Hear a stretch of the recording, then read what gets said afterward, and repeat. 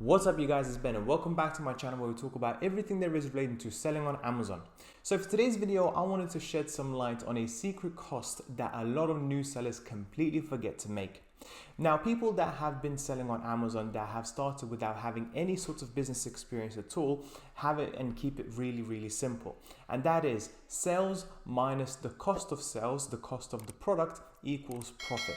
And effectively, this can be quite misleading depending on each and every single product, because what may happen is you may be selling and you may be thinking that you're making money on paper. However, in reality, it's very different. So in today's video, what I want to do is talk to you about this one secret cost that hopefully will get you to reconsider your product research methods and the products that you potentially will be looking for, because at the end of the day, guys, it's all about how much net profit you can take home at the very end of the day so you can reinvest into various other products.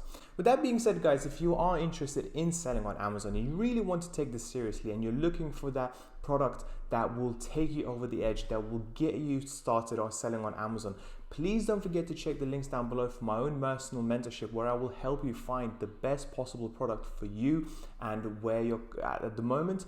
Otherwise, guys, if you're interested in selling on Amazon but you're starting on a relatively low budget, please don't forget to check the links down below for my own personal business tools that I use to run my Amazon FBA business, such as Helium 10, the best product research tool out there, Awesome, the best e-commerce accountants at the moment, or Tide, the perfect business bank account to start off your Amazon FBA business today.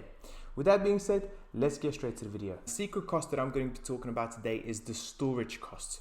At the end of the day, guys, what I teach my students to do is basically send as many units as you possibly can to the Amazon FBA warehouses so they can fulfill your orders. You no longer need to pick and pack each and every single product that you sell and send it off to the customers yourself. What we now can do is send all of the products that we have on hand into the Amazon FBA warehouse, and then they will do that for us. However, what some people forget is that Amazon not only will charge you for the referral fee, for the fulfillment fee, but they will also charge you a storage fee. This will basically depend on how many units you have at the Amazon FBA warehouse at any given time. Now, if you are selling very quickly and basically moving inventory in and out of the warehouse, you should not have any problems with this cost whatsoever. However, guys, what will happen if some of the products sales tend to slow down, such as in the months of March and April right now, which have been really low in sales for quite a few of us? What will happen to those storage costs, because we end up having more products than we really wish in the Amazon FBA warehouse? Also, what will happen once your one product goes to 2 to 5 to 10? Those storage costs go up really quickly. So what I wanted to do today is just illustrate that point to you further and hopefully get you to think about this in a little bit more detail and have a think about your product research as well. So to illustrate this example, I have two products. The first product is a simple spy camera. Now, this is a really small product, and in my personal opinion, having 500 units of these is probably going to fit in one big carton box. So what I'm going to do is I'm going to go onto the FBA profit calculator. Now, I've typed in the product cost here, the price effectively. I said the shipping to Amazon. I don't care about the actual price of the shipping. I just care about how much the storage is going to cost me each and every single month. And for such a small product like a spy camera, as you can see, the storage cost is going to be £5 a month. Now, this is very little, and if you're going to sell a product as little as this, then storage cost is obviously not going to matter to you so much. However, guys, don't get trapped, because as the products get bigger, so do the storage costs, and this is something you really have to pay attention to. My second product to show you guys is a simple cardboard box. Okay, now this is a very interesting product, because you can see it comes in a set of 20 and it's priced at $25.99. Now, the reason why this is a relatively tricky product, because if you go onto Alibaba, getting this product sourced from Alibaba is going to be very cheap. I mean, it doesn't include any electronics, any batteries. It's very simple in a cardboard box effectively. So the buying of this product is not going to be a problem.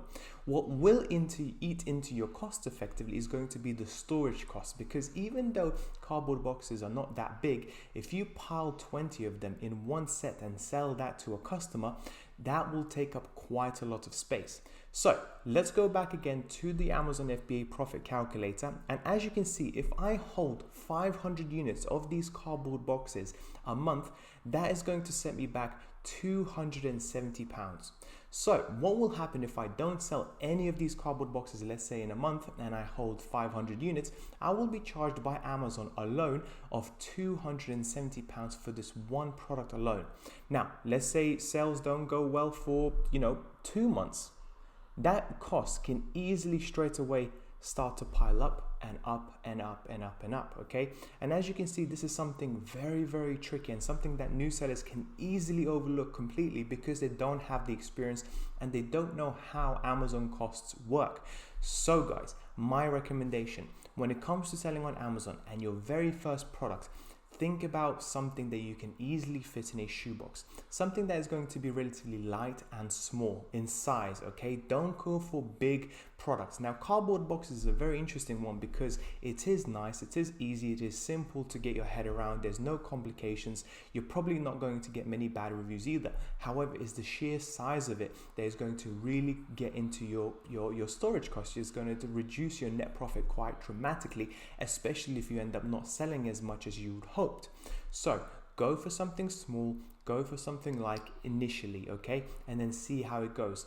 Then you can potentially move on to bigger products because you are more confident in your own skills, your abilities to product research. The last thing you want to be in is stuck with 500, 600, 700 units of something quite massive at the Amazon FBA warehouses that you cannot sell, and Amazon is continuously charging you each and every single month. In my personal opinion, you'd much rather be stuck with something much smaller than something much larger. The only caveat to this, guys, is if you have your own free storage facility. If you potentially live in a big house and you can use the spare bedroom as a storage facility, or you have a garage that you can use a storage facility there, and then you can literally drip feed 20, 30, 50 units a week to Amazon, therefore reducing your storage costs, then completely ignore all of this advice because your situation is very different. However, my situation, where I live in a 1-bedroom flat, and I assume a lot of the seller situation who live in relatively small apartments, we cannot hold too much inventory with us, and therefore we have to rely either on external storage or on the Amazon FBA warehouses, which is what makes this business model so exciting. So guys, remember, I'll repeat this once again. Start off with something small and light and simple, therefore reducing the risk of paying extreme storage costs.